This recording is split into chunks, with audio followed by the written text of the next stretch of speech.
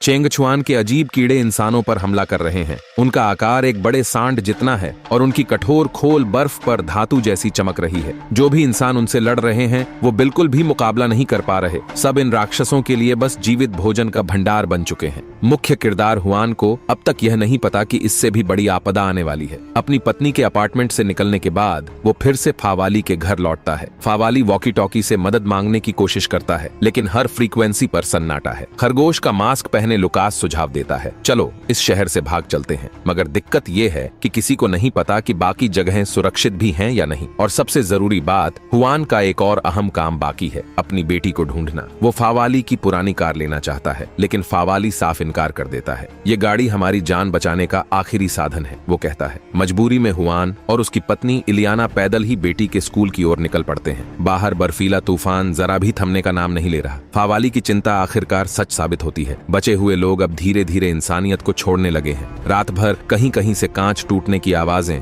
और बीच बीच में गोलियों की आवाजें सुनाई देती हैं। एक लंबी यात्रा के बाद हुआन और इलियाना आखिरकार अपनी बेटी के स्कूल पहुंचते हैं। दोनों अलग अलग रास्तों पर निकलते हैं। हुआन गाड़ी ढूंढने जाता है और इलियाना बेटी की सहेलियों का पता लगाने। जब इलियाना स्कूल के सिक्योरिटी रूम में पहुंचती है, तभी एक अजीब घटना घटती है। हुआन के दिमाग में अचानक कुछ अजीब दृश्य आने लगते हैं। उसे अपनी बेटी सोती हुई दिखती है और एक जलता हुआ क्लॉक टॉवर। अगले ही पल हुआन खुद को एक गाड़ी के अंदर होश में आता है। वो चाबी घुमाता है और चमत्कारी रूप से गाड़ी स्टार्ट हो जाती है। दूसरी तरफ इलियाना अब स्कूल के बिल्डिंग के अंदर जा चुकी होती है। खाली स्कूल का मैदान, जहां इधर उधर कुछ लाशें बिखरी पड़ी हैं। फर्श पर बिखरी शराब की बोतलें बताती हैं कि मरने से पहले वहां लोग जश्न मना रहे थे। इलियाना गहरी सांस लेती है। तभी स्कूल के कॉरिडोर से एक दरवाजा खटखटाने की आवाज आती है। वो मदद की तलाश में निकल पड़ता है और आखिरकार एक बाथरूम के दरवाजे तक पहुंचता है, जिसमें जहर से मरे लोग पड़े हैं। दरवाजे की झिरी से उसे एक खून से भरी आंख झांकती नजर आती है। अगले ही पल अंदर से गुस्से में भरी एक डरावनी चीख सुनाई देती है। इसी बीच हुआन ठीक समय पर वहां पहुंचता है और उस बदकिस्मत बच्चे को बाहर निकालता है। बच्चा जैसे ही निकलता है, उसे एक जोरदार थप्पड़ मारकर शांत किया जाता है। पूछताछ करने पर पता चलता है कि उस बच्चे को उसके ही कुछ साथियों ने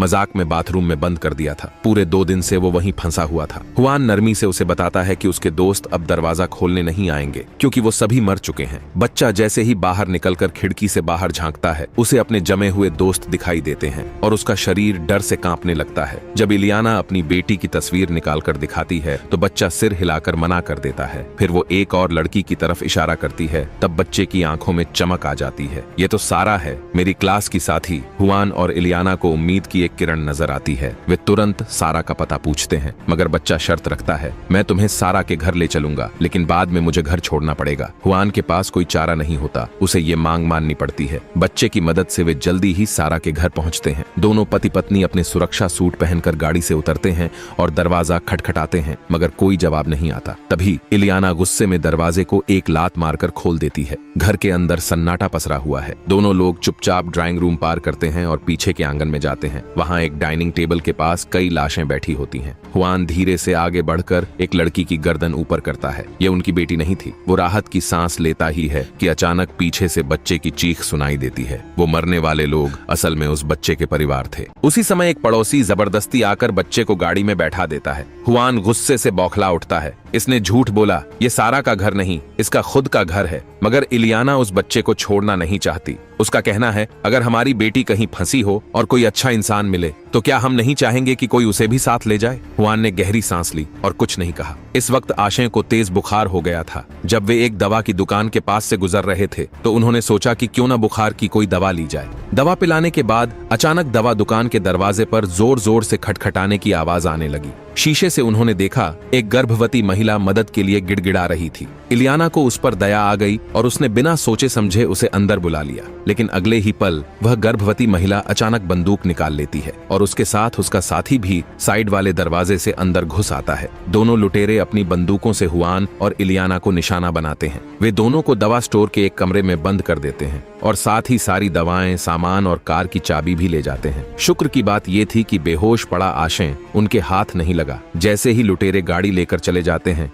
आशय दरवाजे की कुंडी खोलता है और तीनों बाहर निकलते हैं। अब उनके पास कार नहीं थी तो उन्हें भारी बर्फबारी में पैदल ही सफर तय करना पड़ा। जब वे रेलवे स्टेशन के पास पहुंचे, हुआन अचानक रुक गया। जो लाशें पहले बर्फ में पड़ी थीं, अब वहां से गायब थीं। सिर्फ बिखरा हुआ सामान और उथल पुथल का माहौल बाकी था। और जो चीज सबसे डरावनी थी वो थी आसपास लगी लोहे की बाड़, जिसमें कहीं से किसी ने एक बड़ा सा छेद कर दिया था। हुआन के मन में डर बैठ गया। वो पटरियों के किनारे किनारे चलकर उस ट्रेन तक पहुंचा जिसमें उन्होंने कल कुछ बचे हुए लोगों को देखा था। मगर अब वहां न कोई इंसान था, न कोई लाश, बस एक ट्रेन का डिब्बा और एक खून से लिखा लाल रंग का संदेश जो बताता था कि वह जगह वही थी। अब हुआन सोचने लगा, आखिर यहाँ हुआ क्या है। वो ठंड में सिहर उठता है क्योंकि ट्रेन की सीटें और लोहे की रॉड्स जैसी बुरी तरह से मुड़ी हुई थीं। वो किसी इंसान की ताकत से नहीं हो सकता था। कुछ देर बाद तीनों लोग फावाली के घर लौटते हैं। वहां उन्हें पता चलता है कि उनका दोस्त अब उस जगह को छोड़ना चाहता है। हुआन हैरान होकर पूछता है, तुम तो यहीं रुककर मदद का इंतजार करने वाले थे? फावाली जवाब देता है कि उसे ब्राजील से एक वायरलेस सिग्नल मिला है।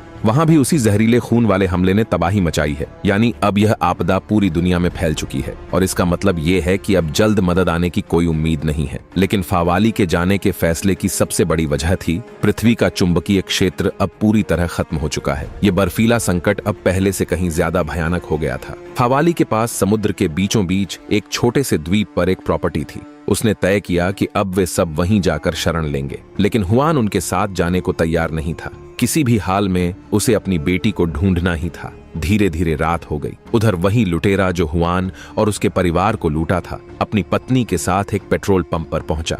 वो आदमी बड़बड़ाते हुए गाड़ी से उतरा और टंकी भरवाने लगा। तभी उसे तेल के ड्रम के पीछे से अजीब सी आवाज सुनाई दी। उसने टॉर्च जलाकर वहां रोशनी डाली और टॉर्च की रोशनी में एक भयानक साया नजर आया। गाड़ी में बैठी औरत ने दूर से ये आवाजें सुनी और सोचा कि शायद उसका पति मजाक कर रहा है। मगर अगले ही पल गाड़ी पर जोरदार हमला होता है। बर्फ पर फिसलती हुई वो गाड़ी खाई में गिरती चली जाती है। अगली सुबह फावाली अपने साथियों के साथ द्वीप के लिए जरूरी सामान इकट्ठा कर रहा था और हुआन अकेले ही अपनी बेटी को ढूंढने निकल पड़ा था। उसे कम्युनिकेशन ऑफिस में सारा के घर का पता मिल चुका था। अब चाहे उसकी बेटी जिंदा हो या नहीं, उसे खुद जाकर देखना ही था। तभी पीछे से एक कार आई। ड्राइव कर रहा था उसका पुराना दोस्त फावाली। उसने कहा, मैं नहीं चाहता कि ये बर्फबारी हमारी 38 साल की दोस्ती को खत्म कर दे। इसलिए अब वो भी हुआन के साथ उसकी बेटी को ढूंढने जा रहा था और फिर दोनों साथ मिलकर द्वीप की ओर निकलेंगे। एक भौतिकी विशेषज्ञ के तौर पर फावाली अब इस जहरीले खून की असली वजह जान चुका था।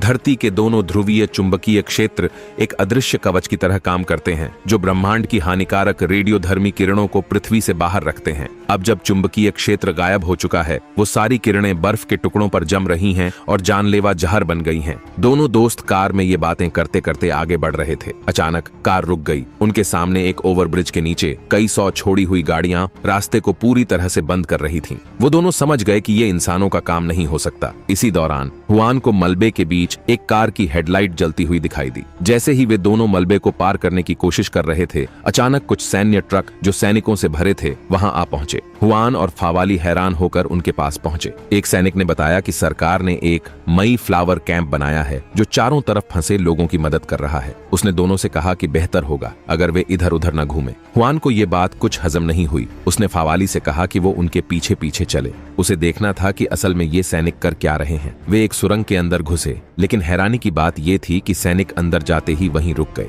हुआन भी उस दृश्य को देखकर सिहर उठा क्योंकि वहां उन्होंने जो देखा वो कोई इंसानी चीज नहीं थी। बाहर लड़ाई की आवाजें गूंजती रहीं, पर जब सब शांत हुआ, हुआन को वहां एक भी इंसान जिंदा तो छोड़ो, कोई लाश भी नहीं दिखी। उसने जमीन से एक लंबी राइफल उठा ली और दोनों उसी रास्ते पर आगे बढ़े जो अभी सैनिकों ने तय किया था। शहर के केंद्रीय चौराहे पर उन्हें कुछ अजीब काले गोले दिखे जैसे किसी जीवित चीज की परतों से बनाए गए हों। तभी कुछ दूर से हलचल की आवाज आई। हुआन एक इमारत के किनारे छिप गया और देखा कि एक विशाल कीड़ा एक लाश को घसीटते हुए एक छिपे हुए गुफा जैसे छेद में घुस गया। दोनों का खून सूख गया और उन्होंने तुरंत वहां से भागने का सोचा। फावाली का पैर फिसल गया और वह एक कूड़ेदान से टकरा गया। गुफा के अंदर से फिर से भयंकर आवाजें आने लगीं। वो विशाल कीड़ा पल भर में गुफा से बाहर निकल आया। हुआन ने उस पर लगातार गोलियां चलाईं, मगर वो रुकने का नाम ही नहीं ले रहा था। जब वो बहुत पास आ गया, हुआन ने एकदम शांत होकर उसके बिना कवच वाले सिर पर निशाना साधकर एक गोली चलाई। वो जानवर ढेर हो गया, मगर जश्न मनाने का वक्त नहीं था। अचानक जमीन तेजी से हिलने लगी। ढेर सारे विशाल कीड़े दौड़ते हुए आ रहे थे। तभी हुआन ने किसी को हाथ हिलाते देखा और अजीब बात यह थी कि वो सारे कीड़े उन्हें नहीं बल्कि उसी मरे हुए कीड़े की लाश को खाने में लग गए। हुआन और फावाली ने तुरंत वहां से दौड़ लगाई। वे बर्फ पर पड़े कदमों के निशान का पीछा करते हुए एक मध्य टावर तक पहुंचे, मगर वहां का लोहे का गेट बंद था। जब दोनों पूरी तरह फंस चुके थे, अचानक एक आग का गोला आसमान से गिरा और उस आग ने कीड़ों की सेना को रोक दिया। उसके इशारे पर हुआन और फावाली साइड गेट से घुसकर घंटाघर के अंदर पहुंच गए। वे घुमावदार सीढ़ियां चढ़ते हुए ऊपर पहुंचे और जल्दी ही एक गुप्त कक्ष में पहुंचे, जहां पहले से ही कई बचे हुए लोग छिपे हुए थे। उनका नेता एक लंगड़ा आदमी था, जिसे देखकर हुआन को लग रहा था कि उसने उसे पहले कहीं देखा है। हुआन को सबसे बड़ा सवाल यही था, ये विशाल कीड़े आए कहां से? एक बुजुर्ग आदमी ने आसमान की ओर इशारा किया। ऊपर जाकर देख ले, सब समझ जाएगा। हुआन तुरंत ऊपर की छत पर गया और जैसे ही उसने देखा, उसका चेहरा सख्त हो गया, क्योंकि असंख्य जलती हुई चीजें मानो उल्काओं की तरह बादलों को चीरती हुई धरती पर गिर रही थीं। हर गिरने वाली आग का स्थान एक कीड़ों के घोंसले में बदल रहा था। अब जाकर हुआन की आंखें खुलीं। ये कोई प्राकृतिक बर्फीली आपदा नहीं थी, बल्कि एक एलियन हमला था, जिसका उद्देश्य पहले जमीन को जहरीला बना, फिर कीटों की सेना के लिए रास्ता साफ करना था। वो अकेला छत पर खड़ा था। रात के अंधेरे में हर एक गिरती लौ उसकी खून से भरी आंखों में झलक रही थी। हर चमकती रोशनी उसे उसकी बेटी की बचने की उम्मीद कम करती महसूस हो रही थी। अब उसने फैसला किया, वो यहाँ छिपकर नहीं बैठेगा। उसने सभी से कहा कि उन्हें इस जगह को छोड़ देना चाहिए, क्योंकि कीड़े दीवारें चढ़ने में माहिर हैं और देर सबेर यहाँ आ ही जाएंगे। बाकी बचे लोग भी उसकी बात समझ गए, मगर जो नेता था, वो लंगड़ा आदमी, वो यात्रा के लायक नहीं था। आखिरकार हुआन के मनाने पर उसने बाकी लोगों को जाने की इजाजत दे दी और खुद घंटाघर की रखवाली के लिए रुक गया। तैयारियां पूरी कर हुआन और बाकी लोग चुपचाप सड़कों से गुजरने लगे। रात का फायदा उठाया गया, क्योंकि उन कीड़ों को भी शायद कभी कभी झपकी आ जाती है, बस बहुत ज्यादा आवाज नहीं होनी चाहिए। हुआन ने सभी को मई फ्लावर कैंप के बारे में बताया, जहां वे सेना से मिल सकते थे। वे फ्लाईओवर के नीचे पहुंचे, जहां मोटरसाइकिलों ने रास्ता रोक रखा था। तभी एक जीवित बचे व्यक्ति ने हथौड़ा निकाला और एक दीवार तोड़नी शुरू कर दी, क्योंकि उसे पता था कि उसके पीछे एक छुपा हुआ रास्ता है जो उन्हें फ्लाईओवर के दूसरी तरफ ले जाएगा। जैसे जैसे रात का अंधेरा सफेद रोशनी में बदलने लगा, हुआन का दिल और भी बेचैन होने लगा। अच्छी बात यह थी कि छुपा हुआ सुरंग रास्ता अब पूरी तरह खोद लिया गया था। सभी लोग जल्दी जल्दी अंदर घुसने लगे,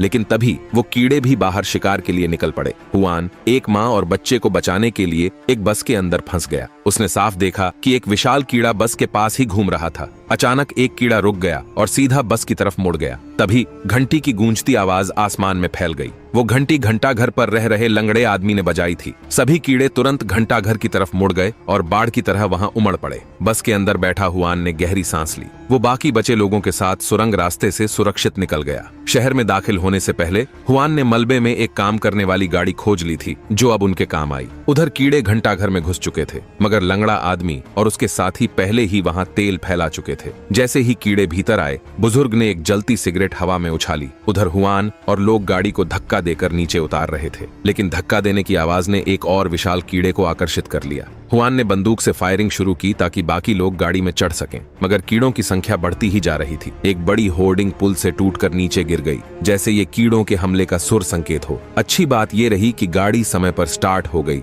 और उन्होंने कीड़ों को पीछे छोड़ दिया। जब सबने देखा कि अब वे सुरक्षित हैं, लोगों ने खुशी से चिल्लाना शुरू किया। मगर जैसे ही सबकी नजर जलते हुए घंटाघर पर गई, हर कोई चुप हो गया। उन्हें समझ में आ गया था कि उस बुजुर्ग ने जान देकर उन्हें बचाया था। हुआन को अचानक महसूस हुआ कि ये दृश्य कहीं पहले देख चुका है। दिमाग में वही रहस्यमयी दृश्य फिर से कौंधा और तभी उसे एहसास हुआ कि शायद मई फ्लावर कैंप, जहां सेना का बेस है, वहां कुछ बहुत बड़ा और खतरनाक छिपा हो सकता है। इसी के साथ द इटरनॉट का दूसरा भाग समाप्त होता है। दोस्तों, अगर आपने इस कहानी का पहला भाग नहीं देखा है तो पहले उसे जरूर देखिए, क्योंकि वहां से ही शुरू होती है इस हिला देने वाली तबाही, जहां बर्फ सिर्फ ठंडी नहीं, जानलेवा बन चुकी है।